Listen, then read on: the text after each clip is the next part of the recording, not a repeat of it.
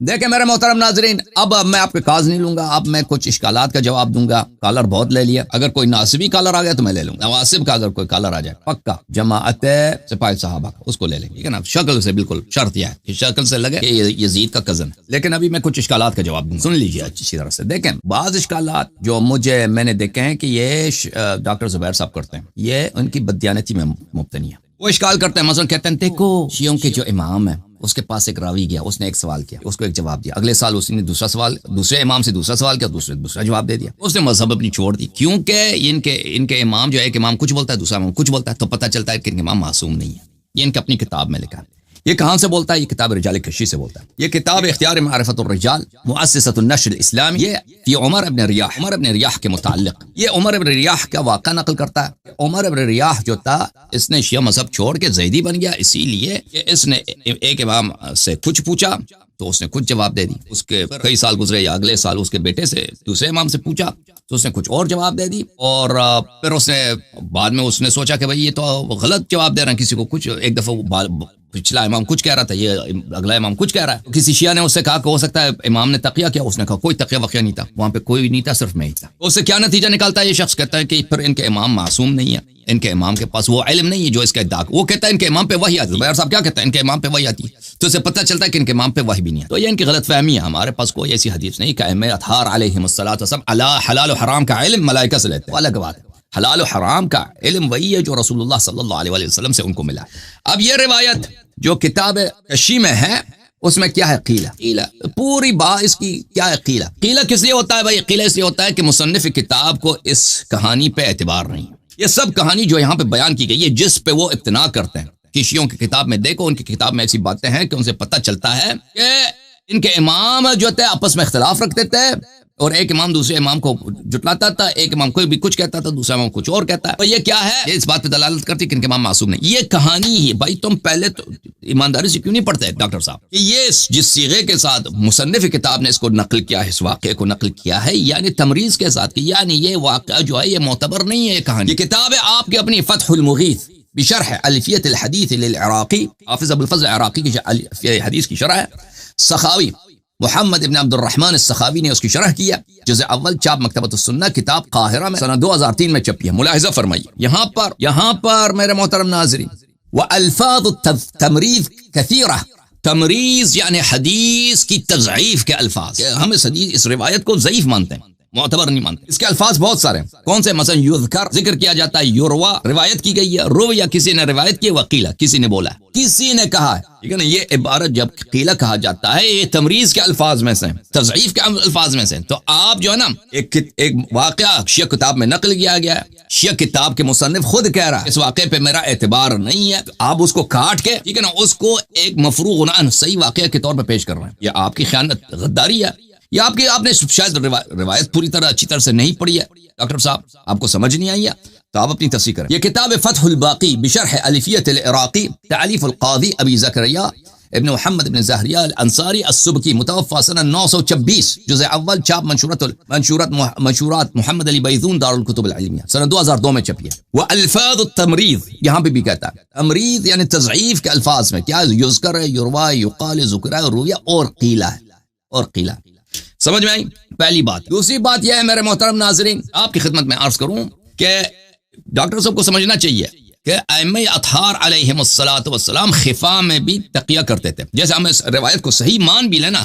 یہ روایت اس کتاب کے مصنف نے ایک غریب اور ایک ضعیف روایت کے طور پہ پیش کیا ہے، اگر ہم اس کو نظر انداز کریں کہ چلیں اگر یہ واقعہ صحیح ہو تو اس کا کیا جواب، پھر بھی بات نہیں بنتی۔ دیکھو تقیہ صرف اس لیے نہیں ہوتا،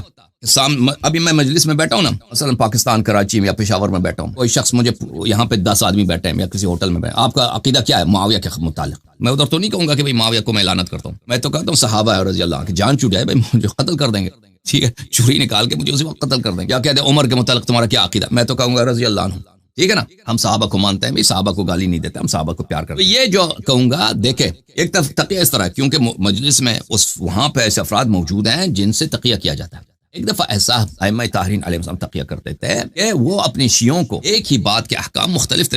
طور پہ بتاتے تھے، تاکہ شیعہ ایک منسجم، تاکہ شیعہ ایک متحد، تاکہ شیعہ ایک آرگنائزڈ کلٹ کی صورت میں، فرقے کی صورت میں مخالفین اور گورنمنٹ کو نظر نہ آئے۔ شیعوں کا اگر آپس میں اختلاف ہے، امام ہی علیہ السلام کے اصحاب کوفہ والے مثلا آپس میں ایک دوسرے سے اختلافات ہیں، کوئی کسی طریقے سے وضو لے رہا ہے، کوئی کسی اور طریقے سے وضو لے رہا ہے، یہ شیعوں کے بقا کے لیے اور ائمہ طاہرین علیہ السلام کے بقا کے لیے ضروری ہے۔ میں آ رہی نا بات آپ کو، تو اس لیے مختلف احادیث بیان کرتے تھے۔ ملاحظہ فرمائیے، اور اس کی وجہ یہ ہے، میں آپ کو بتاتا ہوں کہ وہ زمانہ وہ تھا کہ ایک بہت بڑی سپر پاور ہے دنیا کی بنی امیہ، اس کے بعد ایک بہت بڑی دنیا کی سب سے بڑی سپر پاور ہے اس زمانے کی بنی عباس، اور وہ کسی پر رحم نہیں کرتے۔ ہارون نے اپنے بیٹے مامون سے کہا الملک عقیم، بادشاہ کا کوئی بیٹا نہیں ہوتا۔ اس نے اپنے بیٹے سے کہا بادشاہ کا کوئی بیٹا نہیں ہوتا، تو بھی اگر مجھے چیلنج کرنا ہے، میں تیرے سر کو قلم کر دوں، یہ فکر نہ کر کیونکہ تو میرا بیٹا ہے، اگر تو مجھ سے کچھ کرنا چاہے، میرے سے حکومت چھیننا چاہے، تو میں تیری رعایت کروں گا۔ تو یہ کسی کی رعایت نہیں کرتے تھے، اور ان کو بخوبی پتہ تھا، بنی امیہ کو بھی بنی عباس کو بھی، کہ حق کس کا بنتا ہے؟ اہل بیت اطہار علیہ السلام کا بنتا ہے۔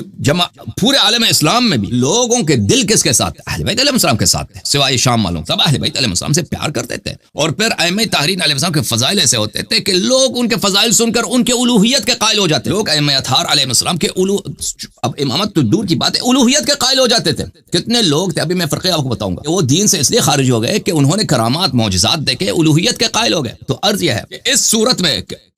گورنمنٹ بہت بڑا حساس ہے، وہ سمجھتا ہے کہ حقدار اس معاملے کا کون ہے؟ آل محمد علیہ السلام۔ آل محمد علیہ السلام میں بنی ہاشم بنی فاطمہ میں سب سے پیارا کون ہے، سب سے عظیم کون ہے؟ وہی ہیں جن کے علم، جن کے معجزات، جن کے کرامات ہر جگہ نقل ہوتے ہیں، ائمہ ابرار علیہ السلام۔ تو ان کے شیعوں پہ اگر سخت نظر رکھا جائے کہ یہ ایسا نہ ہو کہ کہیں یہ ہمارے خلاف انقلاب نہ کریں، ہمارے خلاف کوئی کارروائی نہ کریں، سرکشی نہ کریں، اس صورت میں اگر شیعہ منظم فرقے کے طور پر ہیں، یہ آپس میں بڑے ہی پیار کر رہے ہیں ایک دوسرے سے، بڑے ہی مثلا ان کا طور و طریق بڑے پر اسرار طریقے سے ہے، جیسے مثلا ابھی ہمارے زمانے میں نا بحرہ اسماعیلیہ کہ بالکل ایک کلٹ ہے، اس طرح ہو تو حکومت ان کو تباہ کرنے میں دیر نہیں لگائے گی۔ لیکن اگر حکومت یہ دیکھے کہ شیعہ ایک دوسرے کو لعنت کر رہے ہیں، ایک دوسرے سے اختلاف کر رہے ہیں، تو اس صورت میں وہ کہیں گے کہ بھئی یہ تو ان کے آپس میں اختلافات ہیں، یہ تو کبھی ہمارے خلاف کر ہی نہیں سکتے، آپس میں ہمارے خلاف سرکشی یا خروج یا انقلاب کر ہی نہیں سکتے۔ ملاحظہ فرمائیے، کتاب الاصول من الکافی ہے للکلینی رحمۃ اللہ علیہ، جزء اول، چاپ دار الکتب الاسلامیہ، یہاں پہ باب اختلاف الحدیث جزء اول کے آغاز میں حدیث نمبر 5 ملاحظہ فرمائیے۔ زرارہ ابن عین عرض کرتے ہیں کہ میں حضرت امام باقر علیہ السلام کی بارگاہ میں نے ایک سوال کیا، انہوں نے مجھے جواب دی، پھر ایک اور شخص آیا، اس نے سوال کیا، اس نے اجابہ بخلاف ما اجابنی، دوسرے کو دوسرا جواب دے دیا میرے جواب سے بالکل مخالف۔ اب نہیں کہتا کہ وضو کا مسئلہ تھا، تیمم کا تھا، خمس کا تھا، جو بھی تھا، سوال دوسرے آدمی کا جواب دوسرے انداز میں دیا۔ ثم جاء رجل آخر فاجابه بخلاف ما اجابني واجاب صاحبي، پھر تیسرا آدمی آیا، اب میں بیٹھ کے دیکھ رہا ہوں، تیسرا آدمی آیا، اس نے بھی وہی سوال کیا، اس کو ایک مختلف جواب دیا، تین انسانوں کو، تین مستفتین کو تین مختلف انہوں نے جواب دے دیے۔ جب یہ چلے گئے تو میں نے عرض کیا، یا ابن رسول اللہ، دو آپ کے شیعہ عراق سے آئے تھے، آپ سے سوال کیے ہیں، آپ نے ہر ایک کو ایک مختلف جواب دی ہے۔ تو امام علیہ السلام نے فرمایا، یا زرارہ ان ھذا خیر لنا وابقى لنا، یہ یا زرارہ یاد رکھو کہ یہی کہ ہم مختلف جواب دیتے ہیں، یہ ہمارے لیے، ہمارے سروائیول کے لیے، ہماری بقا کے لیے یہ ضروری ہے، وابقى لنا ولکم، اور آپ ہمارے بقا کے لیے اور ہمارے شیعوں کے بقا کے لیے ضروری ہے۔ ولو اجتمعتم على امر واحد لصدقكم الناس علينا، اگر تم سب لوگ طریقہ کار ایک ہو، آپس میں اختلافات نہ ہو، سب لوگ کہیں گے کہ یہ دیکھیں یہ شیعہ کتنے آرگنائز ہیں، یہ شیعہ کتنے ایک کلٹ کی صورت میں کوفہ میں مثلا بغداد میں ہے، قم میں ہے، یہ مدینہ منورہ میں، فلان جگہ یہ شیعہ ہیں، یہ کبھی بھی خروج کر سکتے ہیں خراسان میں، یہ ہماری بقا کے لیے نہیں ہے۔ اچھا، ولکان اقل لبقائنا وبقاء، اور یہ آپ کی بقا اور ہماری بقا کو خطرے میں ڈالے گی اگر ایسا ہو کہ آپ سب ایک طریقے کار ہو۔ تو ائمہ طاہرین علیہ السلام مختلف جواب دیتے تھے، یہ کوئی ضروری نہیں ہے کہ وہاں پہ کوئی اجنبی ہو مجلس میں تو وہ تقیہ کرے، نہیں، سب اپنے ہوں، تو پھر بھی حلال و حرام کے مسائل میں مختلف جواب دینا ان کا اسلوب تھا۔ اب کوئی کہہ دے میرے محترم ناظرین، تو پھر یہ تو جھوٹ بولتے تھے نا، یہ تو جھوٹ ہے۔ دیکھیں میرے محترم ناظرین، یہ جھوٹ نہیں ہے، میں آپ کو بتا دوں گا اس کی وجہ کیا ہے۔ ائمہ اطہار علیہ السلام، دیکھیں یہ شخص کہہ رہا تھا اپنے مختلف پروگراموں میں، جماعت عمریہ کہتے ہیں کہ ائمہ اطہار علیہ السلام ان کے نزدیک کیا ہے، شیعوں کے نزدیک یہ انبیاء ہیں، ان کو نبوت کا درجہ حاصل ہے، ان پہ وحی آتی ہے، اور ملائکہ آتے ہیں ان کو حلال و حرام کے احکام دے دیتے ہیں۔ یہ سب بکواس ہے، اس کی جہالت ہے، یہ شخص نہیں جانتے، یہ لوگ ہمارے عقیدے کو نہیں جانتے۔ ہمارے نزدیک ائمہ طاہرین علیہ السلام، یہاں پہ دو باتوں کا میں جواب دوں گا، حلال و حرام کے متعلق کیا ملائکہ آتے ہیں، دوسری بات ائمہ علیہ السلام کیا نبی ہے، دوسری بات یہ ہے کہ امام علیہ السلام نے کیسے مختلف جواب دے دیے نا، جھوٹ بولنا تو حرام ہے، یہ امام علیہ السلام نے کیسے مختلف جواب دے دیا؟ ایک ہی فرد کو ایک ہی مسئلے میں تین افراد کو تین مختلف طریقے بتا، تو یہ اس کے جوابات آئیں گے آپ کے پاس۔ یہ کتاب عیون اخبار الرضا شیخنا الصدوق رحمۃ اللہ علیہ، آپ مشہد مقدس یہاں پہ ملاحظہ فرمائیے، صفحہ نمبر 80 میں ہمارے مولا امام رضا علیہ الصلوۃ والسلام فرماتے ہیں وَشَرِيعَةُ مُحَمَّدٍ صلی اللہ علیہ وآلہ وسلم لا تنسخ الى یوم القیامہ ولا نبی بعدہ۔ حضرت رسالت پناہ صلی اللہ علیہ وسلم کی شریعت قیامت تک منسوخ نہیں ہونے اور ان کے بعد کوئی نبی نہیں آنے والا قیامت تک۔ فمن ادعى بعده نبوة او اتى بعد القرآن بکتاب فدمه مباح لكل من سمع ذلك منه۔ بس کوئی بھی شخص جو نبی صلی اللہ علیہ وسلم کے بعد نبوت کا ادعا کرے یا قرآن کے بعد دوسرا کتاب لے کے آئے کہ بھئی مجھ پہ بھی کتاب نازل ہوئی ہے، فدمه مباح، اس کا خون مباح ہے، جو بھی شخص اس کو سنے اس کا دم مباح ہے۔ ملاحظہ فرمائیے عزیزو، یہ کتاب الاصول من الکافی للکلینی رحمۃ اللہ علیہ جز نمبر 1، یہاں پہ آپ کو لے کے چلتے ہیں صفحہ نمبر 58 میں، حدیث نمبر 19 زرارہ روایت کرتے ہیں کہ ہمارے آقا حضرت بحر حقائق قرآن ناطق امام جعفر الصادق علیہ السلام نے فرمایا عن الحلال والحرام، میں نے حلال و حرام کے متعلق ان سے پوچھا، فقال حلال محمد صلی اللہ علیہ وآلہ وسلم حلال ابدا الى یوم القیامہ وحرامه حرام ابدا الى یوم القیامہ۔ فرمایا کہ رسول اللہ صلی اللہ علیہ وسلم کا حرام قیامت تک حرام ہے، ان کی حلال قیامت تک حرام ہے، لا یکون غیرہ ولا یجیء غیرہ، ان کے حلال کے علاوہ کوئی، ان کے حلال و حرام کے علاوہ کوئی حلال و حرام نہیں، ان سے اس کے بعد کوئی نبی نہیں آنے والا۔ اب جب یہ پتا چلا میرے محترم ناظرین، تو ائمہ طاہرین علیہ الصلوۃ والسلام پہ جو فرشتے آتے تھے، فرشتوں سے بات ہوتی، وہ حلال و حرام نہیں لے کے آتے تھے، فرشتے جو آتے تھے وہ ائمہ طاہرین علیہ الصلوۃ والسلام کے بعد مقدرات کی باتیں، اللہ تعالیٰ نے اس سال فلان شخص کو موت دینا ہے، فلان چیزیں بلائیں نازل ہونی ہیں، فلان چیزیں ہونے والی ہیں، اس طرح کی چیزیں لے کے آتے تھے، وہ حلال و حرام کا نہیں لے کے آتے تھے۔ ملاحظہ فرمائیے کتاب سلیم ابن قیس ہلالی رحمۃ اللہ علیہ جزء ثانی، چاپ دار الکتب، چاپ قم مقدسہ ہے، یہاں پہ آپ کو لے کے چلتے ہیں حدیث 11 میں 11ویں حدیث میں صفحہ نمبر 657 میں، یا طلحہ ان کل آیت انزلها اللہ علی محمد صلی اللہ علیہ وآلہ عندی باملاء رسول اللہ صلی اللہ علیہ وآلہ وخط یدی وتاویل کل آیت، اللہ تعالیٰ نے جتنی آیات نازل کی ہیں رسول اللہ صلی اللہ علیہ وسلم نے مجھے پڑھایا ہے، مجھے لکھوایا، اور میں نے اپنے خط سے لکھا ہے، وہ سب مخطوط میرے پاس موجود ہے، وکل، اس کی تفسیر بھی پیغمبر نے مجھے لکھا ہے، میں نے لکھ دیا، وکل حلال او حرام او حد او حکم، اور حرام اور حلال اور ارحد یا ای حکم یا کوئی دوسرا حکم، او ای شیء تحتاج الیہ الامہ الی یوم القیامہ، اور جو بھی چیز قیامت تک امت کو اس کی احتیاج ہے، عندی مکتوبان باملاء رسول اللہ صلی اللہ علیہ وآلہ وسلم، میرے پاس مکتوب ہے رسالت پناہ صلی اللہ علیہ وآلہ وسلم کے زبان اقدس سے، وخط یدی، اور میرے اپنے ہاتھ سے میں نے لکھا ہے۔ ملاحظہ فرمائیے، میں مزید آپ کی خدمت میں کتاب بصائر الدرجات الکبریٰ محمد ابن الحسن ابن صفار القمی رحمۃ اللہ علیہ، چاپ قم مقدسہ، ملاحظہ فرمائیے یہاں پر صفحہ نمبر 142، اس حدیث کو ملاحظہ فرمائیے کہ ہم حضرت امام جعفر صادق علیہ الصلوۃ والسلام کے پاس تھے، فرمایا اما واللہ عندنا ما لا نحتاج الى الناس وان الناس لا يحتاجون الینا، اللہ کی قسم ہمارے پاس وہ علم ہے جس کی بدولت ہم کسی امتی کے محتاج نہیں ہیں، اور امتی والے سب ہمارے محتاج ہیں، امتی والے سب ہمارے محتاج ہیں، ہم کسی کے محتاج نہیں ہیں۔ ان عندنا الصحیفۃ 70 ذراعا بخط علی علیہ السلام واملاء رسول اللہ صلی اللہ علیہ وسلم، ہمارے پاس ایک ایسی کتاب ہے جو 70 میٹر اس کی طول ہے، رسول اللہ صلی اللہ علیہ وسلم نے لکھایا ہے، علی امیر المؤمنین علیہ السلام نے لکھا ہے ان کے خط مبارک میں، فیہا من کل حلال و حرام، اس میں ہر حلال و حرام لکھا ہوا ہے۔ پھر فرمایا ابو عبداللہ علیہ السلام نے جامعہ پوچھا کہ جامعہ کون سی کتاب ہے، فرمایا کہ وہ ایسی کتاب ہے، اس کی طول ہے 70 میٹر، یہ عریض العدیم ہے، اور وہ چمڑے میں لکھا گیا ہے، اچھا، وفیہا کل ما یحتاج الیہ الناس الیہ ولیس من قضیۃ الا وفیہ فیہا حتی عرش الخدش، اور اس میں ہر حلال و حرام اس میں موجود ہے، اس میں دنیا کا کوئی مسئلہ نہیں ہے جو پیغمبر نے نہ لکھایا ہو، حتیٰ یہاں تک کہ آپ کسی کا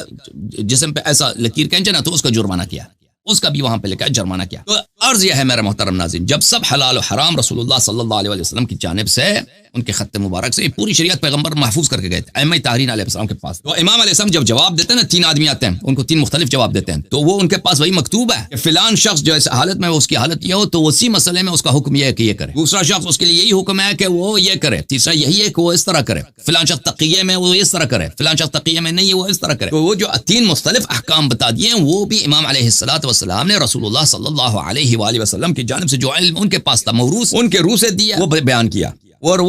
وہ بالکل عصمت نہ تنہا نہ صرف یہ کہ وہ عصمت کے خلاف نہیں بلکہ عین عصمت ہے، ٹھیک ہے نا۔ اب ملائکہ کیا لے کے آتے ہیں میرے محترم ناظرین؟ یہ کتاب الاصول من الکافی للکلینی جلد نمبر 1 صفحہ نمبر 264، فرمایا مبلغ علمنا علی 3 وجوہ۔ حضرت امام کاظم علیہ السلام نے فرمایا ہمارے علم کے 3 اقسام ہیں، ماض و غابر و حادث، ماضی گزرا ہوا، غابر آنے والا، اور ایک ہے مستقبل کے لیے، اور ایک ہے جو جدید ہوتا ہے، علم جدید ہوتا ہے، بدل جاتا ہے۔ فَأَمَّا الْمَاضِي فَمُفَسَّرٌ، ماضی کے جو علم ہے وہ ہمارے پاس تفصیل کے ساتھ سب کچھ وَأَمَّا الْغَابِرُ فَمَزْبُورٌ، اور آئندہ کے واقعات یہ سب بھی لکھے ہوئے ہیں کہ جو ہوگا قیامت تک وہ بھی ہمارے پاس موجود ہیں۔ وَأَمَّا الْحَادِثُ فَقَذْفٌ فِي الْقُلُوبِ وَنَقْرٌ فِي الْأَسْمَاءِ وَهُوَ أَفْضَلُ عِلْمِنَا وَلَا نَبِيَّ بَعْدَ نَبِيِّنَا، اور بعض ایسی چیزیں نا کہ جو اجل معلق ہے، جو تبدیل ہو جاتا ہے، مقدرات وہ تبدیل ہوتی ہیں، اللہ تعالیٰ اس کا فرشتوں کو بھیج کر ہمیں خبر دے دیتا ہے کہ یہ بات، یہ بلا نازل ہونے والی یا بلا ہٹنے والی ہے، کسی کا گھٹنا ہے، عمر کسی کا زیادہ ہونا ہے، ارزاق کسی کا کم ہونا ہے، ارزاق کسی کا زیادہ ہونے والا ہے، یہ چیزیں کیونکہ بدل جاتی ہیں، اللہ تعالیٰ اس کا علم ہمیں اپڈیٹ کرتا ہے، اللہ تعالیٰ کی جانب سے یہ فرشتے لے کے آ جاتے ہیں وہ، لیکن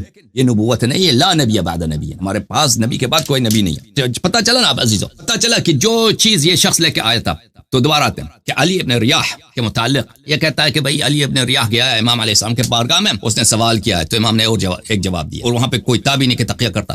پھر دوسرے امام سے کئی سال بعد اسی سوال کو پوچھا تو اس نے دوسرا جواب دے دیا، وہاں پہ بھی کوئی نہیں تھا تقیہ کرے، اس لیے علی ابن ریاح کو شک ہو گیا مسئلہ امامت پر، عصمت پر، امام علیہ السلام کے علم پر۔ یہ تو ویسے ہی ان کو پتہ تو ہوتا نہیں ہے، انہوں نے چینج کیا، کبھی کچھ باپ کچھ کہہ رہا تھا، بیٹا کچھ کہہ رہا تھا، تو یہ تشیع چھوڑ کے کیا ہو گیا، زیدی ہو گیا۔ اچھا،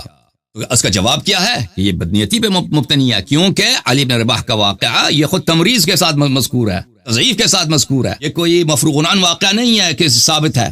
خود کہتا ہے کہ مجھے اس واقعہ، مصنف کتاب خود کہتا ہے مجھے اس واقعہ، یہ واقعہ مشکوک ہے، بات ہی ختم ہے، جو واقعی مشکوک ہے، ٹھیک ہے نا۔ پھر یہ واقعہ صحیح بھی ہو کہ کوئی شخص ایک امام علیہ السلام سے کوئی سوال کرے، وہ ایک طرح سے جواب دے، اس کے بیٹے سے وہی سوال کرے، وہ دوسرا طرح سے جواب دے دے، تو یہ جو اگر وہ شخص اس وجہ سے وہ تشیع چھوڑتا ہے تو اس کی جہالت ہے، اس کی عدم علم ہے، اس کی نادانی ہے۔ اس کی وجہ کیا ہے؟ اس کی وجہ یہ ہے کہ ائمہ طاہرین علیہ السلام نے خود بتا دیا، ہم ایک ہی مجلس میں ایک ہی سوال کے ہو سکتا ہے کہ 10 مختلف جواب دے دیں مختلف افراد کو، اور اس کی وجہ کیا ہے؟ اس کی وجہ یہ ہے تقیہ صرف اس لیے نہیں ہوتا کہ وہاں مجلس میں کوئی مخالف موجود ہو، کوئی ناصبی موجود، تقیہ کے بہت سارے اسباب ہیں، جو بھی چیز بقا کے لیے ضروری ہے امام علیہ السلام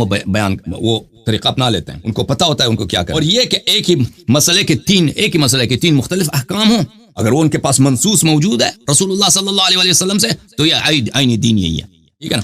تو اس میں کوئی پرابلم نہیں ہے۔